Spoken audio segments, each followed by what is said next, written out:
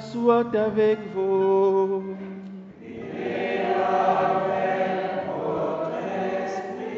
Évangile de Jésus-Christ selon saint Matthieu.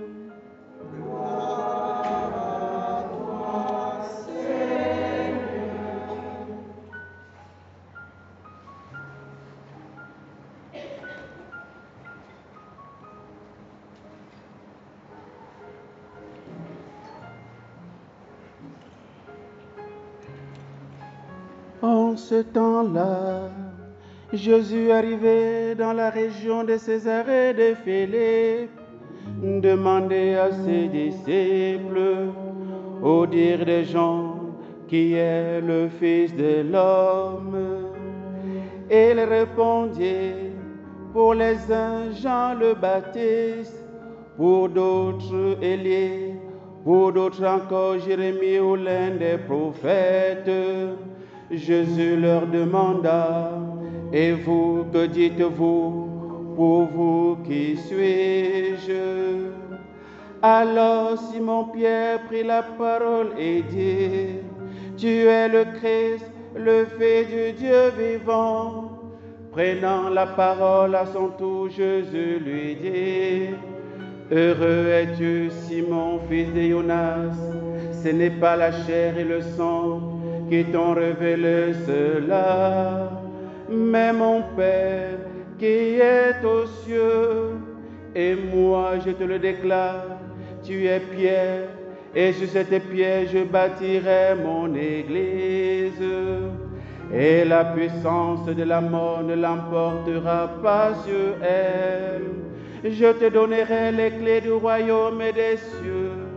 Tout ce que tu auras lié sur la terre sera lié dans les cieux, et tout ce que tu auras délié sur la terre sera délié dans les cieux.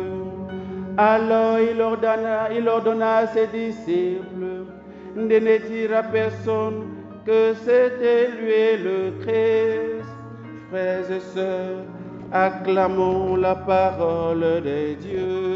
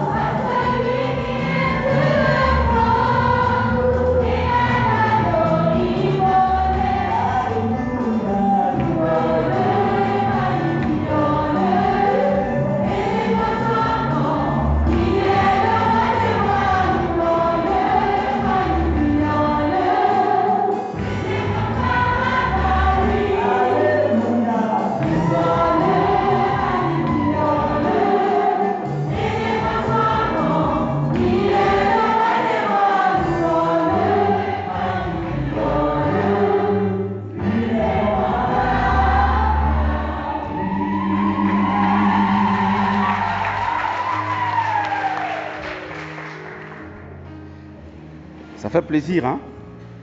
De danser pour le Seigneur, de prendre du temps pour le Seigneur. Je vous invite aujourd'hui d'enlever vos montres, de mettre dans la poche. Si vous n'êtes pas d'accord, pas avoir des regrets après. Enlevez les montres, vous mettez dans la poche. On est là pour le Seigneur, on va le louer.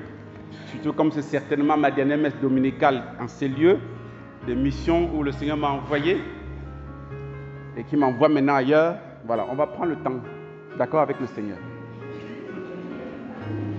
Ou bien, quand on s'aime normalement, le jour où on se rencontre, on n'a pas envie de se séparer. Surtout quand, la distance a fait qu'on ne s'est pas vu depuis longtemps. Lorsqu'on se rencontre, on aime passer le temps le plus. On ne voudrait pas que le temps passe d'ailleurs. On voudrait rester avec l'aimé, avec celui que notre cœur aime. Et puisque celui que notre cœur aime en premier, même pour ceux qui sont mariés, hein, c'est le Seigneur. Hein. D'accord? Voilà, il n'y a pas de discussion possible. Voilà. C'est pourquoi il faut toujours régler ça au début, avant de vous engager dans le mariage. Hein? C'est pas clair? Il faut dire à la personne, pardon, je cherche quelqu'un d'autre. Voilà, rien ne doit me séparer de mon Seigneur. Rien. Amen. Voilà, donc aujourd'hui nous avons un texte que j'aime beaucoup. Peut-être que, voilà, pour ceux qui me suivent régulièrement, le thème de l'Église. Hein? C'est un thème qui me touche beaucoup. Et à plus d'un titre, parce que je m'appelle Pierre-Marie de l'Eucharistie, comme vous le savez. C'est ça, non? Voilà. Pierre, c'est le pape, la tête de l'Église. Marie, c'est la Vierge Marie. L'Eucharistie, c'est le sommet. Vous voyez? Voilà. Pierre-Marie de l'Eucharistie. Donc, aujourd'hui, je vais vous parler et les trois réalités donnent ce qu'on appelle les trois blancheurs. La blancheur papale ou bien ecclésiale, s'il faut universaliser les choses. En tout cas, le pape est toujours le père de tout le monde, donc il n'y a pas de souci. La blancheur papale, la blancheur mariale et la blancheur eucharistique.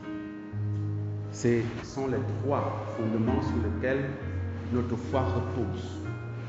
Sans ces trois fondements, il y a des équilibres. Vous voyez, les mamans qui font la cuisine, quand on fait le foyer, le feu, il y a trois pierres en général. Hein, pour déposer la marmite au-dessus. En général, sur les trois pierres, il y a toujours une costaud. Une qui est plus grosse que les autres, voilà, qui tient lieu. C'est l'Eucharistie.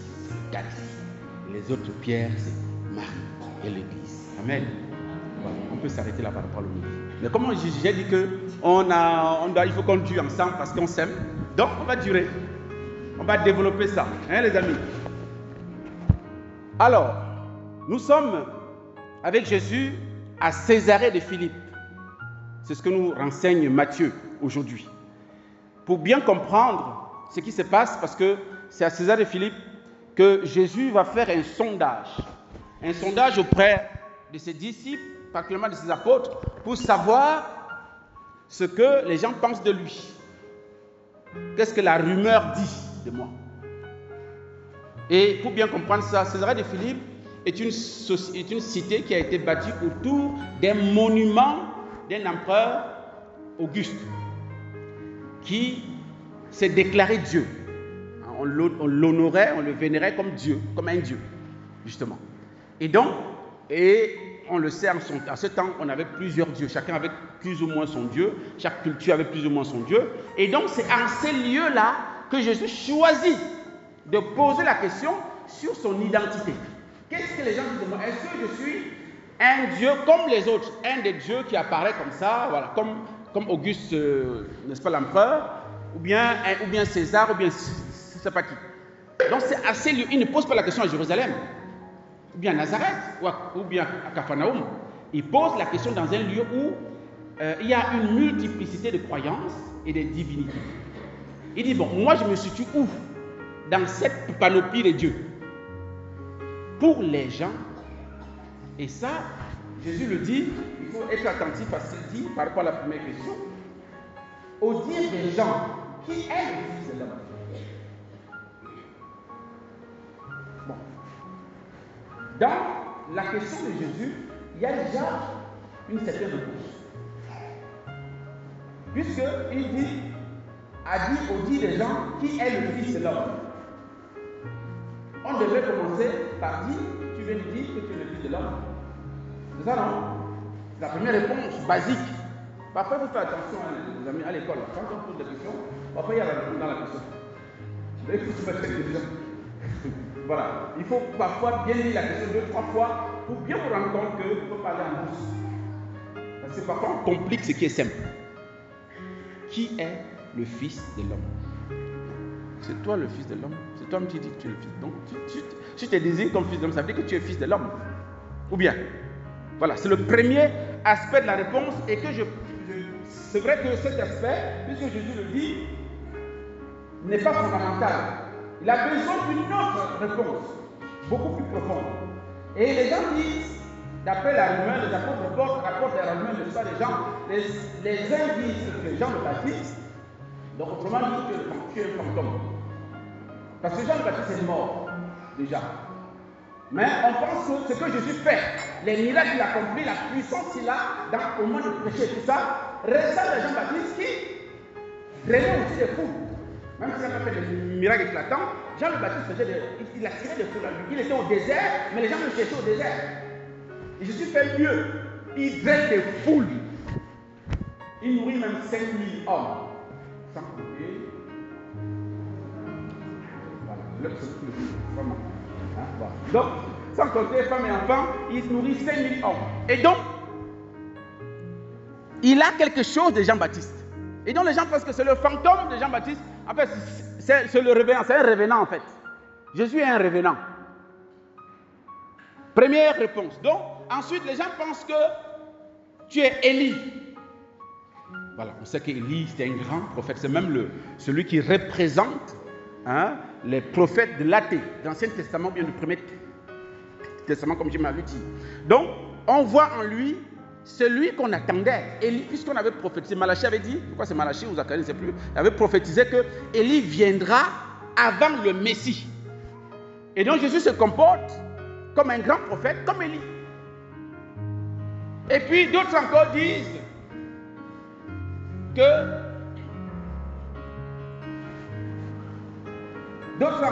Jérémie. Il ressemble à Jérémie.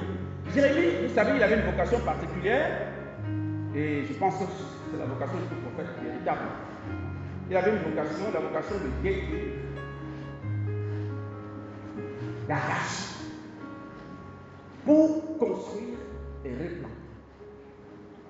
Donc, il doit d'abord mettre sens, toute chose sens dessus, avant de rétablir l'ordre. On l'appelait même prophète de malheur. Parce qu'il passait le temps à annoncer les malheurs sur le peuple. Et plusieurs fois, il a souffert le pauvre, on l'a jeté dans les trous, on l'a enfermé, il a souffert tous les maux. Et donc, quand on voyait Jésus faire, c'est quelqu'un qui était anticonformiste. Jésus vient, il dit, Moïse vous a dit ceci, mais moi je vous dis. Donc, vous voyez qu'il renverse les choses. Voilà. Jésus est celui qui vient renverser les choses.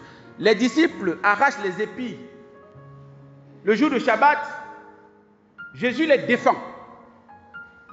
Vous voyez que c'est quelqu'un qui sort du cadre normal, comme Jérémie. Il y a même un prophète qu'on a dit, ben, toi, il faut aller faire ton métier de prophète ailleurs. On n'a pas l'argent pour te donner ici.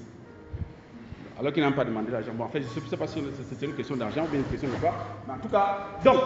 Et puis, d'autres disent, bon, c'est l'un des prophètes. C'est quelqu'un qui peut être, c'est un prophète comme ça. Après ce sondage, Jésus pose la question aux apôtres. Et c'est là où nous voulons venir en fait. Pour vous, qui êtes avec moi, depuis un certain nombre de temps. On a marché ensemble, vous m'avez écouté, je vous ai accompagné. Pour vous, qui suis-je? Et c'est ceux qui sont regardés, qui va prendre la parole en premier. Parce que là, c'est une question. Peut-être que leur place se joue là. Si tu réponds mal, on peut te virer du coup. C'est un examen. Hein? Un examen sérieux. L'identité du Christ, frères et sœurs. Et vous et moi, nous sommes tous appelés tous les jours à nous répositionner sur ce qui est le Christ dans ma vie. Ce n'est pas une question banale, c'est une question qui doit être reposée à nos cœurs au quotidien. Qui est le Christ pour toi? Et surtout, dans les lieux où c'est difficile. Je vous ai dit qu'on est à César de Philippe, c'est un lieu multiporte où les croyances sont diverses et variées. Nous sommes entourés de plusieurs croyances autour de nous. Nous avons les rosicruciens, nous avons les francs-maçons, nous avons les énervés. Oh bon, ils sont chrétiens quand même. Bon. Et on a les Jéhovah, on a les adventistes et tout ça. Qui est le Christ? Qui est le Christ? Est-ce que c'est par Udi que tu connais le Christ ou bien tu connais le Christ parce que tu l'as connu? Donc Jésus était en droit de demander aux apôtres, vous qui avez vécu avec moi, qui êtes près de moi, qui m'avez... Voilà, on a partagé le même repas, la même vie, le même toit et tout ça. Pour vous, qui suis-je véritablement? Et Pierre, comme d'habitude, mais cette fois-ci, il est aidé. Pierre va dire, tu es le Fils de Dieu. Tu es le Christ, le point, l'a envoyé, le Fils du Dieu vivant. Et je crois qu'il le disait peut-être sans trop savoir ce qu'il disait. Et Jésus lui dit, heureux es-tu. Il a réussi son examen. Ouf. Ouf. Heureux es-tu, Simon, fils de Jonas. Mais il précise, ce n'est pas toi. Autrement dit, tu as triché. Non, il n'a pas triché. Il n'a pas triché. Le Seigneur lui dit, ta réponse est juste. C'est vrai ce que tu viens de dire. Mais heureux es-tu. Non pas parce que tu as trouvé la réponse par toi-même, mais parce que quelqu'un d'autre te l'a soufflé. Parce que tu as été attentif, Pierre, à écouter une autre voix qui t'a révélé qui je suis. Parce que sans cette voix, tu ne peux pas savoir qui je suis. Et c'est le Père qui l'a révélé ça. Pierre a su discerner dans son cœur la voix du Père qui lui dit, celui qui est devant vous là, c'est le Fils. Parce que ce n'est pas évident. Vous mangez avec quelqu'un, vous dormez avec lui, vous marchez avec lui. Du jour au lendemain, vous l'appelez Fils de Dieu. Vous savez que vous l'appelez Dieu? C'est pas possible. Ça sort de l'ordinaire. C'est pourquoi il faut comprendre les contemporains de Jésus qui n'arrivent pas à croire que celui qui est là est le Fils de Dieu, est Dieu qui a créé le ciel et la terre. Il faut les comprendre. Objectivement, sur le plan rationnel, ce n'est pas croyable. On ne marche pas avec Dieu, on ne mange pas avec Dieu. Dieu n'a même pas faim, il est esprit. Comment se fait-il que un homme se pose et dit qu'il est le Fils de Dieu et on va croire? C'est pas possible. Et c'est pourquoi Pierre, c'est parce qu'il a discerné. C'est sûr qu'il y a son humanité qui disait que c'est un homme. Comme toujours, on a deux voix dans notre cœur. Surtout quand on est en face d'un choix difficile par rapport au péché parfois. Il y a la voix qui te dit vas-y, l'autre dit stop. Mais parfois on écoute quelle voix? Vous voyez? Bon, chacun fait son choix au moment opportun. Mais nous devons écouter la voix de Dieu. Et nous savons bien la discerner. Même si on fait la sourde oreille. Mais Pierre n'a pas fait la sourde oreille. Il a écouté le Père lui dit, celui-ci est le Fils de Dieu vivant. Confesse-le. Et Pierre, quelque part, vous avez vu, il y a au moins un épisode au moins, où, on peut me dire deux. On a vu Jésus marcher sur l'eau. Les apôtres ont vu Jésus marcher sur l'eau. Bon, ils ont pensé, comme les gens, que c'est un fantôme. C'était la panique à bord. On est foutu. La mer est agitée, les vents sont contraires. Maintenant, le fantôme apparaît. On va aller où? C'est compliqué les cris. Jésus est obligé de crier. N'ayez pas peur, c'est moi. Premier événement. Deuxième événement, le Pierre, toujours lui. Bon, si ce n'est pas le fantôme, dis-moi de venir. C'est parce qu'il a piqué. Jésus dit, Pierre. Le gars, sans réfléchir, il descend là-bas. Il pose son pied. Tac, tac, tac, tac. Non, notre pied est fort. Notre pied, c'est énorme. C'est un homme de foi. Le gars a marché sur l'eau. Il a marché. Mais sauf qu'à un moment donné, il a dit, attends, je me trouve où là? Il s'est détourné du Seigneur, il a commencé à s'enfoncer. Hein? Qui a fait ça? Qui a fait quoi? Qui autre que lui a fait ça? C'est quoi? Pierre. Pas Pierre-Marie le Cassis forcément, mais Pierre. Il faut le respecter. Non, mais c'est vrai. Parce que c'est un homme de foi exemplaire, frères et sœurs. Quand ça chauffe, regardez le Christ, vous allez marcher sur les problèmes. C'est ce que ça veut dire. Il a marché. Sauf que comme il est faible comme nous, il a dit, l'affaire là, c'est pas dans le rêve. Et il a commencé à s'enfoncer. Sauve-moi, Seigneur, depuis le Seigneur sauve. Donc Pierre a au moins deux événements qui prouvent que Jésus n'est pas n'importe qui, il n'est pas un homme ordinaire. C'est vrai que quand Jésus a gagné la barque, les disciples sont prosternés pour dire, tu es vraiment le Fils de Dieu. Mais c'était l'émotion, si vous voulez. Et je vous dis habituellement, ne prenez aucune décision dans l'émotion. Quand l'émotion est trop forte, vous êtes dans un état second, vous pouvez prendre de très mauvaises décisions. Quand vous êtes en colère, quand vous êtes énervé, quand vous êtes fâché. Voilà. Et les disciples ont réagi sur le coup de l'émotion. Tu es le Fils de Dieu, oui, mais d'accord. Mais après, le temps passe, ils voient encore Jésus aller aux toilettes, ils voient Jésus manger avec eux. Il se dit, mais attends, c'est Dieu qui va aux toilettes. Voilà. Il y a comme un doute. Donc, à un moment donné, Jésus doit leur demander de se repositionner. Qui pour vous, qui suis-je? Et Pierre, qui a connu ces deux événements, voit Jésus marcher sur l'eau, lui-même a marché sur l'eau. Non, le gars dit non, toi tu es le Fils de Dieu. Tu es le Fils de Dieu. J'ai vécu ce que tu as vécu. J'ai marché sur l'eau grâce à toi, donc tu es le Fils de Dieu. C'est toi. Et Jésus dit, ce n'est pas la chair, ce n'est pas ta raison, c'est le Père qui t'a révélé cela. Et parce que, et c'est là où je pense, frères et sœurs, que Jésus, je ne sais pas, mais Jésus nous dit qu'il fait toujours ce que le Père lui dit. Parce que j'ai l'impression que Jésus cherchait un signe du Père pour savoir lequel des disciples il allait choisir pour le remplacer. Surtout pour bâtir son église sur lui. Il attendait que le Père lui fasse signe.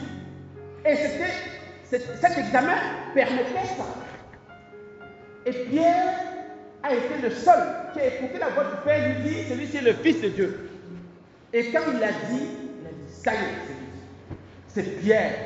Et sur cette pierre, je bâtirai mon église. Cet épisode me ressemble un petit peu au nôtre de Cana. Jésus, il avait il y a 30 ans. Il ne savait pas quand il doit commencer son ministère. Est-ce que c'est maintenant? Est-ce que c'est après? Est-ce que c'est dans un mois? Est-ce que c'est dans une semaine? Est-ce que c'est dans 2 ans? C'est quand il attendait. Il a fallu le prétexte d'un mariage que la Vierge Marie dit il est l'heure. Même quand il dit mon heure n'est pas encore arrivée, la Vierge Marie si. Bon, elle n'a pas dit ça, hein? Mais en tout cas, son comportement signifie oui, il est l'heure, mon gars, il est l'heure. Il est l'heure. Vas-y. Et le Seigneur a compris par l'intervention de sa mère, qu'il était l'heure. Il a commencé son ministère.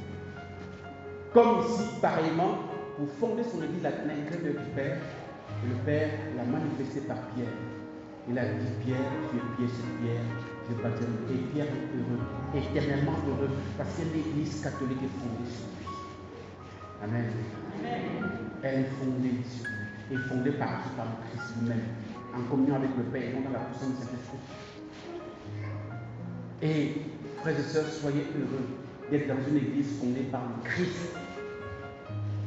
J'en profite pour vous dire qu'il est dangereux, particulièrement dangereux, de prendre vos pieds, chrétiens catholiques, les pieds catholiques là, et d'aller dans une église fondée par un être humain.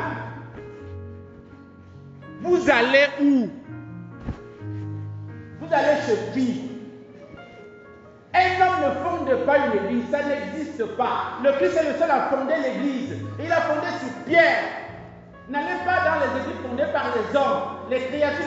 Parce que l'église, c'est la famille des enfants de Dieu. Et le projet de Dieu sur l'église est un projet éternel. Quand Dieu a créé Adam et Ève, il les a créés pour l'église, en vue de l'église. Quand il a créé les anges, c'est pour l'église. L'église est composée des anges et des hommes, hein. Vous savez ça ou pas? Oui. Le projet de Dieu en créant l'humanité, c'est pour fonder l'église. Ce n'est pas pour autre chose. Et c'est lui seul qui la fonde. Ce n'est pas un individu. Quelqu'un se lève le matin, le Saint-Esprit m'a parlé cette nuit, qui transforme son salon en église. Et vous prenez vos pieds, vous allez là-bas. Non mais, à un moment donné, il faut qu'on soit intelligent nous-mêmes. Ce n'est pas possible. Un homme ne peut pas fonder l'église. Ce n'est pas possible. C'est Dieu lui-même. C'est pourquoi elle est sainte. Elle est sainte parce que son fondateur est Dieu lui-même. Et la promesse du Christ sur l'église est extraordinaire. Le Seigneur dit, heureux es-tu Simon, fils de Jonas, ce n'est pas la chair et le sang qui t'ont révélé cela, mais mon Père qui est aux cieux. Et moi je te le déclare. C'est une déclaration solennelle. C'est une définition, on dirait aujourd'hui, avec l'église, on dirait c'est une définition dogmatique, solennelle. Je te le déclare solennellement, tu es Pierre, et cette pierre j'ai bâti mon église, et la puissance de la mort ne l'emportera pas sur elle. Jésus dit à Pierre, l'église qui est fondée sur toi ne tombera jamais. Les puissances de la mort ne l'emporteront pas sur elle. Ça veut dire quoi? Ça veut dire que même pas nos péchés, même pas les péchés de Pierre, ne peuvent pas faire tomber l'église. Jamais. Parce que c'est bâti par le Christ lui-même. Il est le fondement véritable. C'est sur lui, sur la foi, en sa personne, vrai Dieu et vrai homme, que l'église est fondée. Notre église est inébranlable. Vous pouvez avoir des pasteurs bancals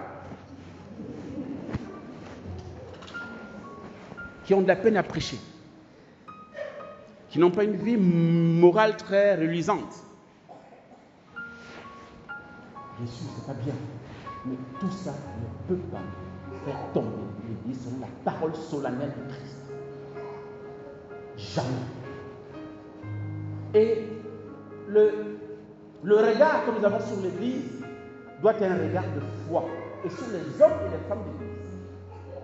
Un regard de foi, et non d'autre. Parce que Pierre, sur qui le Christ va fonder son église, qui fonde son église aujourd'hui, qu'est-ce qui va se passer dans les versets suivants?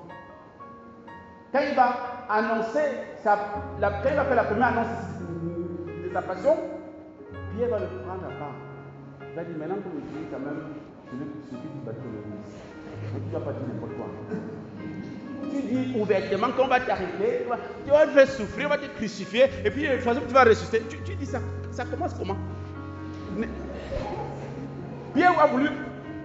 Le Christ lui a dit, arrière de moi, Satan. Alors que Jésus vient le béatifier tout à l'heure.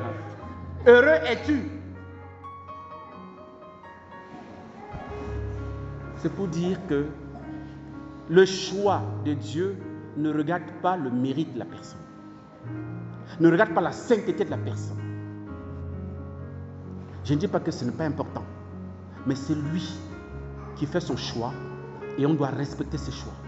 Quelle que soit la vie de la personne, on doit savoir que l'onction de Dieu sur la personne, j'en ai abordé ici l'autre jour la question des prêtres.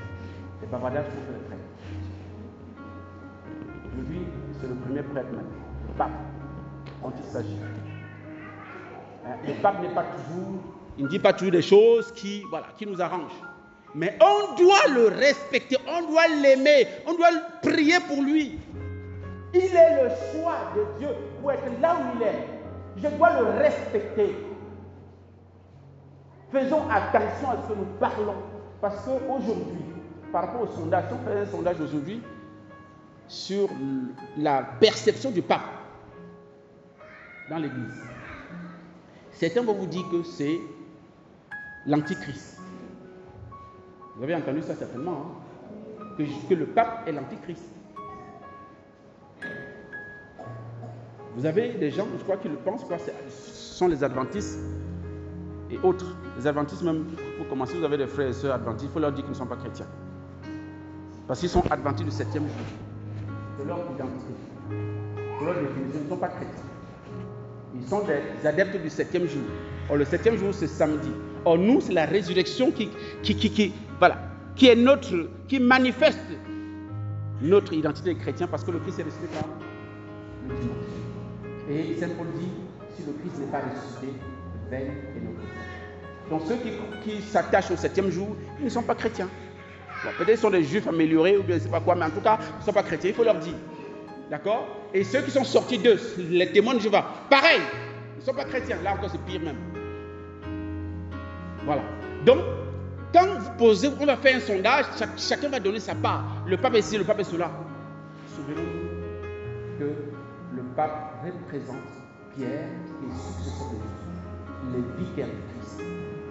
Et parler mal du pape, c'est parler mal du Christ.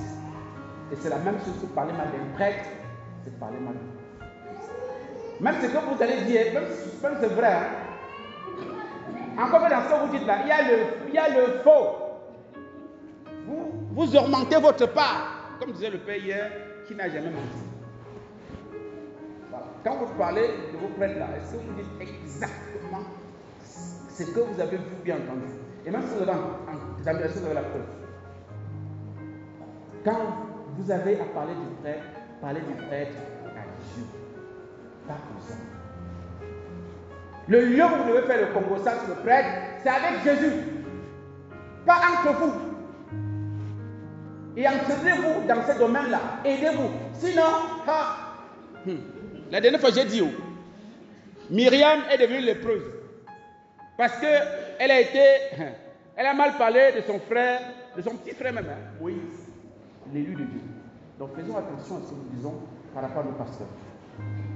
Pour dire que ce que Jésus dit, le séjour des morts ne prévaut jamais sur elle, est une parole qui doit nous fortifier, nous faire comprendre que quel que soit ce que vit mon Église, elle ne tombera jamais. Je n'ai pas besoin d'aller chercher ailleurs.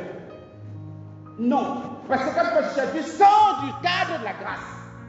Tu sors du lieu où le Seigneur a établi son siège. C'est quoi le pape est appelé Saint-Père. Saint-Père non pas parce qu'il est saint, non, parce que la place qu'il occupe, la paternité qu'il exerce vient de Dieu. Et sa place est appelée Saint-Siège. C'est pareil, parce que ce siège-là a été institué par Jésus lui-même, non pas par les hommes. Donc faisons attention à là où nous allons. Et nous devons aussi éduquer nos frères et sœurs, leur parler pour leur faire comprendre que leur place n'est pas dehors, leur place n'est pas chez les énervés, mais leur place est dans l'église, notre mère, là où le Christ a fondé. Et autre chose, c'est que Jésus remet les clés. Et c'est là que vous devez comprendre la dignité et l'autorité du pape. Le Seigneur lui remet les clés du royaume des cieux. Donc celui qui m'a parlé du pape, il faut qu'il passe par nous pour un peu. C'est le sujet de Pierre. Et j'en profite pour vous dire, parce que je dis habituellement, mais je veux encore le redire aujourd'hui, n'entre au ciel qu'un catholique. Vous allez le lapider, mais c'est la vérité, je suis désolé. Tu n'es pas catholique, tu n'entres pas au ciel. C'est-à-dire que la clé est donnée au pape, à Pierre, le premier pape, c'est lui qui a la clé. Tout ce que tu liras sur la terre sera lié au ciel, tout ce que tu délieras sera délié au ciel. Si tu n'as pas aimé le pape sur terre, et que tu es quand même sauvé,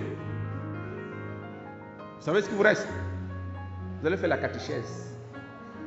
Pour devenir catholique d'abord, avant d'entrer au ciel. Vous allez faire la catéchèse au purgatoire. Le purgatoire, c'est un vaste lieu de catéchèse. Il y a plusieurs niveaux.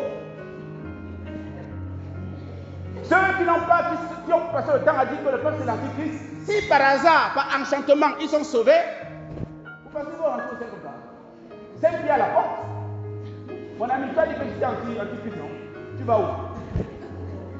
Il ne va pas rentrer. Donc il va d'abord aller faire sa carrière, confesser que Pierre est le successeur de Jésus, le vicaire du Christ, institué par Jésus. Sinon, il n'entre pas. Même chose avec la vieille Marie. Tu as passé le temps à dire, Marie là, c'est n'importe quoi. Et tu vas monter au ciel vivre avec elle comment? Donc il faut faire la catéchèse pour reconnaître que Marie est ta mère, donnée à la croix par Jésus. Dans Jean 19, 27 et 25 à 27. Si tu ne reconnais pas ça, tu n'entres pas au ciel parce que tu vas vivre avec elle toute l'éternité. Ou bien, donc tu vas devenir catholique au purgatoire. Veux, tu ne veux pas, c'est comme ça. Il n'y a pas quartier de protestants là-bas, quartier de catholiques, tout le monde est catholique au ciel. Parce que le Christ est la porte. Et c'est le Christ qui est la porte, qui est le chemin, la vérité, la vie, qui a dit, voici le ta mère, voici Pierre, sur cette pierre j'ai baptisé mon église, conduis mon troupeau. Donc si tu n'as pas reconnu sur la terre, il va falloir bien que tu le connaisses quelque part, si tu es sauvé. Si tu es sauvé. Frères et sœurs, aimons notre église. Aimons notre église. Nous avons la chance d'être là où nous sommes. C'est une grâce.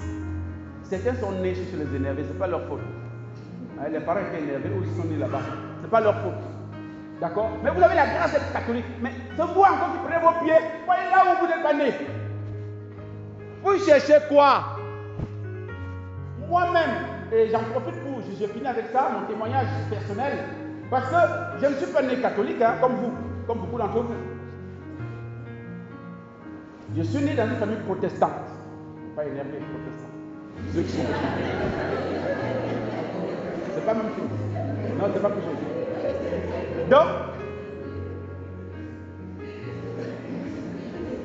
Donc, j'ai été baptisé à 2 mois. Donc, comme que ça ne s'est pas énervé, les énervés ne baptisent pas les bébés. Ou bien? Oui, c'est vrai. C'est une église. Au Cameroun, on appelle protestants. On distingue les protestants des pentecôtistes. Et ce sont les pentecôtistes qu'on appelle les énervés. D'accord? Maintenant, ça vous êtes calme? D'accord. Donc, je ne suis pas né chez les énervés. Donc, j'ai été baptisé à 2 mois. J'ai grandi dedans, dans cette foi protestante, jusqu'au jour où j'étais à l'école avec un ami qui était servant de messe à l'église catholique. Parce qu'il allait à la réunion des servants, il m'a dit de l'accompagner pour qu'il ne marche pas seul en chemin. Et on était voisins en plus. Donc on est parti. Et puis bon, on est parti pas 2 fois comme ça. Et quelque chose s'est passé. Je ne sais pas ce qui s'est passé. Mais ce qui est sûr, quand je suis revenu, quelques mois après, quand je voulais aller prier, je ne partais plus chez le protestant. Je ne sais pas pourquoi. Et on avait déménagé, je n'étais même plus avec l'ami, on avait dans un autre quartier. Mais je ne voulais plus. Ma famille, en fait, mon oncle qui était là, tout le monde allait le dimanche chez les protestants. Moi seul, je prenais mes pieds pour aller chez les catholiques. Et c'était plus loin que chez les protestants. Mais si tu me demandais, mais tu vas chercher quoi là-bas, je ne peux pas t'expliquer. Mais il y avait quelque chose qui m'attirait là-bas. Je suis allé, j'allais comme ça. Et puis, on a changé encore de ville.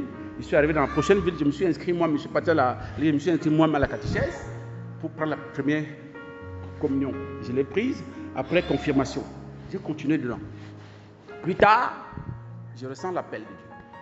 Bon, jusque-là, les parents qui sont protestants n'ont pas cherché de problème. Mais quand j'ai dit, je vais m'engager pour servir le Seigneur, ils ont dit, non.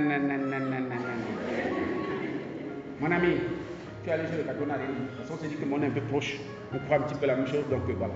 Mais là, tu suis encore les plus loin. Là, tu n'auras pas de femmes, tu n'auras pas d'enfants. Non, ça ne marche pas. Être pasteur au moins c'est bien. Là tu te maries, tu as les enfants. Qu'est-ce que c'est aller chez les gens là? Tu n'as pas. Non, ça ne marche pas. C'était chaud. Bon, finalement, voilà, j'ai persévéré dedans. C'était difficile avec ma famille. C'était un bras de fer.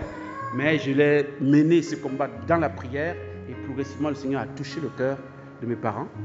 Et un jour, j'étais déjà à l'église parce qu'après j'ai cheminé d'abord avec la communauté Saint-Jean. Et plus tard à la communauté Béthune. Grâce à mon frère Kizito qui est là. C'est grâce à sa mission d'évangélisation, accompagné de Michel et les autres, au Cameroun, que j'ai découvert la communauté de Béatitude. J'ai parlé avec lui. Il m'a dit, écris au berger, on va voir ce que ça va donner. Et puis, voilà, je suis arrivé aux Béatitudes. J'y suis encore aujourd'hui, grâce à lui. Est-ce qu'on peut faire un banc pour lui?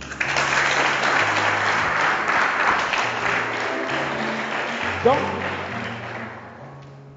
c'est ainsi donc que j'arrive aux Béatitudes.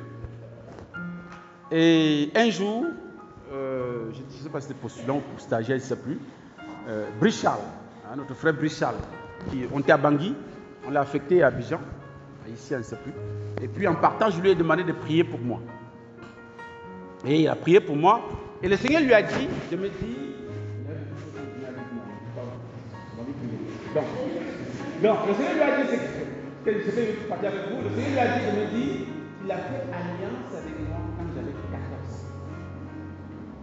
ans. Et il me dit, c'est tout ce que le Seigneur m'a dit. Il ne se connaît pas la circonstance de quelqu'un. Tu vois ce qui s'est passé. Qu'est-ce qui s'est passé quand tu avais 14 ans, à toi-même de faire la relecture et de voir. Et donc, quand je réfléchis, quand j'ai fait la relecture de ma vie, je me rends compte que c'est à cet âge-là que je suis rentré dans l'église catholique pour la première fois. Quand j'accompagnais mon ami là, pour le serment. Donc, quand je suis rentré dans l'église, je ne sais pas si c'est une erreur, enfin c'est une grâce. Quand je suis rentré dans l'église catholique, il y a quelque chose qui s'est passé. À mon insu, je n'étais pas au courant de rien. C'est pourquoi du jour au lendemain, j'ai désiré plutôt aller chez les catholiques plutôt que d'aller ailleurs. Je ne comprenais pas pourquoi. Merci ma fille. Que Dieu te bénisse. Donc, c'est ainsi que je comprends. Donc, quand je suis allé à l'église catholique, là, quand je suis rentré, Dieu a fait alliance avec mon âme. Et depuis ce jour-là, je crois, beaucoup plus, qu'on ne rentre jamais dans une église catholique. Jamais comme ça.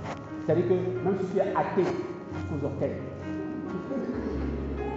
quand tu rentres dans l'église catholique où la présence réelle est là, tu ne peux pas ressortir comme ça. Même si tu ne sais pas ce qui s'est passé, il y a quelque chose qui s'est passé.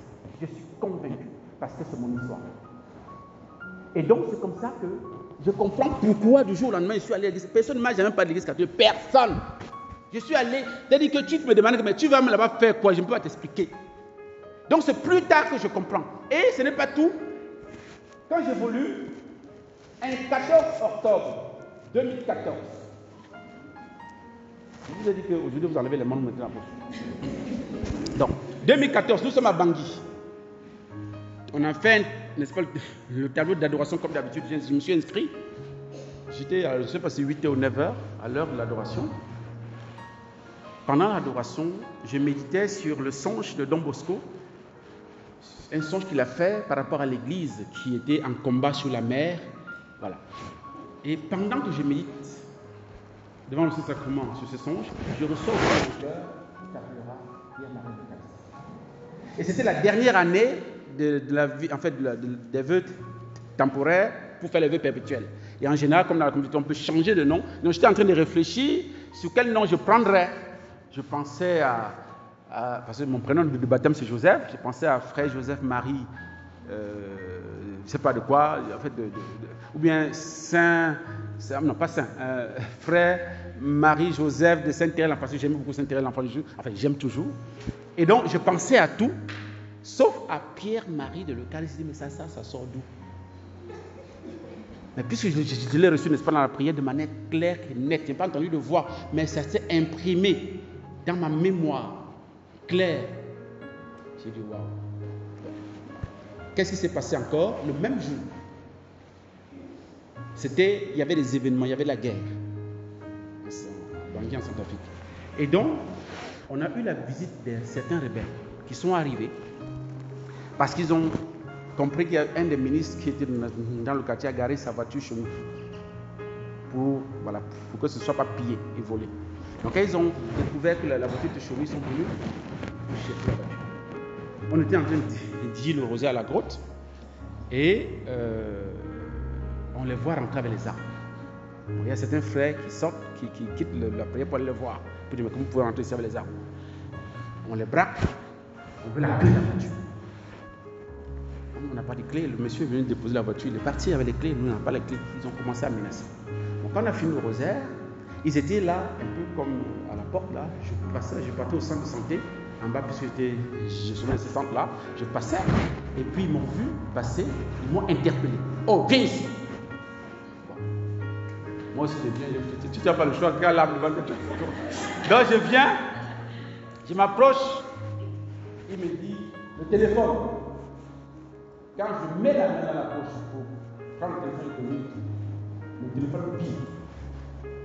En fait, ils avaient peur que quelqu'un puisse alerter les forces de l'ONU ou bien les forces de l'Afrique centrale là, pour venir intervenir. Donc quand le téléphone vibre, il va tirer. À bout portant. La balle est passée à quelques... Je ne peux pas mettre mon bras droit. Je voulais régler le portable. Bon. En tout cas, j'étais pour le moment sur le champ, je ne savais pas ce qui s'est passé en tout cas. J'ai remis le téléphone, j'étais là comme ça. On a aidé à pousser la voiture, parce qu'ils sont partis avec la voiture. Ils sont partis avec la voiture. C'est la nuit que j'ai vécu le film en fait. C'est après quand tu es au calme que tu dis mais attends, c'était en réalité ou bien c'était en rêve? Voilà. Et je me suis rendu compte que c'est le même jour où j'ai reçu le nom que la baleine m'a tiré dessus. Et j'ai fait le lien avec Jean-Paul. Il m'a tiré sur lui, vous vous souvenez? Vous connaissez la date? Quelle date? 13 mai 1981. Sur la place Saint-Pierre. 13 mai. Vous savez que les apparitions de Fatima vont du 13 mai au 13 octobre. Et on était le 13 octobre. Donc je me suis dit, et Jean-Paul II a dit, ce qui l'a sauvé, c'est la main de la Vierge Marie qui a bélié là-bas. J'ai dit, c'est la même chose qui s'est produite avec moi. Parce que la balle est passée juste à quelques centimètres. Et j'ai compris que la révélation du matin, ce n'était pas pour moi. Pierre-Marie de l'Eucharistie. Et voilà, j'ai confié ça au Seigneur. Je pense que le lendemain, j'ai dû témoigner devant les mains. Je ne suis pas allé jusqu'au nom. Jésus dit que bon, j'ai reçu quelque chose à l'adoration, mais je ne vous dis pas pour le moment. Quand ça va se confirmer, je vous le dirai. Et effectivement, au moment de la profession perpétuelle, j'ai proposé aux responsables que voilà le nom que j'aimerais porter. Ils ont réfléchi, ils ont décidé. Le jour, en me remettant le casculaire marron, ils ont dit Pierre-Marie de l'Eucharistie. Je l'ai reçu avec émotion, avec joie. Donc, je vous partage ça pour faire comprendre que c'est l'essentiel de notre vie chrétienne. Les trois blancheurs, l'Église, Marie et l'Eucharistie. Ne quittez jamais, ne perdez jamais cette amitié, cet amour de l'Église, cet amour de la Vierge Marie et de l'Eucharistie. Jamais. Parce que quand vous allez chez les autres, vous perdez tout ça. Vous perdez. Ils n'ont pas ça. Parce que, en bien réfléchir, je suis dans le si Dieu m'a attiré à l'Église catholique, parce que là où j'étais, ça n'existait pas. Il n'y a pas ces trois blancheurs là-bas. Il n'y a pas ces trois blancheurs là-bas. Mais je trouve ces trois blancheurs dans l'Église catholique parce que le Seigneur voulait me combler.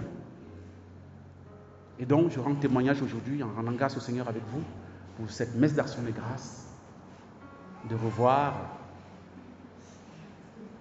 D'accord? Et que le Seigneur soit béni dans nos vies et comme dans la mienne. Amen.